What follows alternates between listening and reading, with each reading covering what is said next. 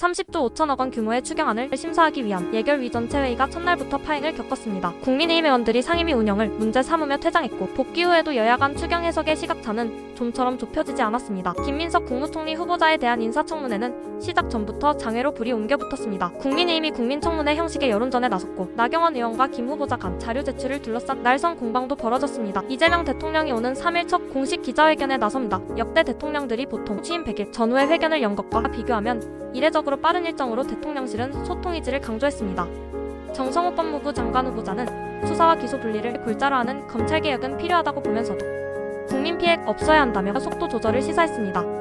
야당과의 협의 가능성도 내비쳤지만 국민의힘 반응은 싸늘합니다. 조은석 내란 특검이 오늘 윤석열 전 대통령의 소환을 통보했지만 윤 전 대통령 측은 7월 5일 이후로 일정을 조정해달라고 재요청했습니다.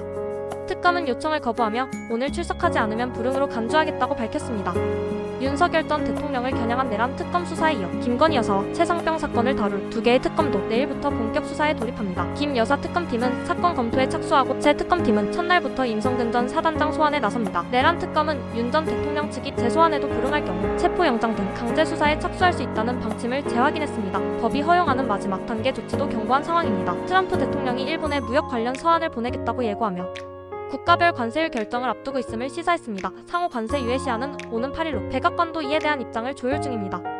관세 유예 시한을 앞두고 유럽연합 EU 대표단이 워싱턴을 방문해 미국과의 최종談判을 벌입니다. 디지털세를 포함한 유럽의 규제가 핵심 변수로 떠오르며 협상 결과를 예측하기 어려운 상황입니다. 미국의 관세 협의와 관련해 한국 정부도 국민 의견을 수렴하기 위한 공청회를 열었습니다. 특히 미국산 30개월령 이상 소고기 수입 제한 완화 여부가 논란이 되며 농업계 반발이 거셉니다.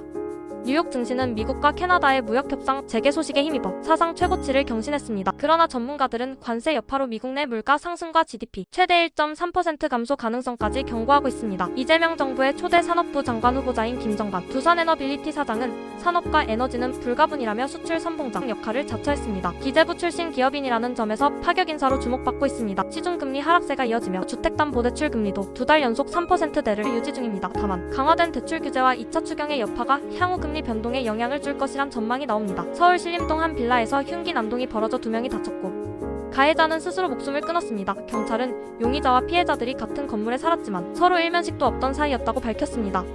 여름철 급증주인 러브버그 유충을 억제하기 위해 정부가 천연 곰팡이 농약을 개발 중입니다. 기존의 유인 포획 방식 대신 번식 초기 단계부터 차단하는 방식으로 효과적인 확산 방지가 기대됩니다. 밤낮 가릴 것 없는 폭염이 이어지는 가운데 서울은 이틀 연속 열대야를 기록할 가능성이 높고 강릉은 체감 온도가 30도를 넘는 초열대야 수준입니다. 낮 기온은 전국 대부분 지역에서 35도에 육박해 온열질환주의가 필요합니다. 좋아요, 구독 감사합니다.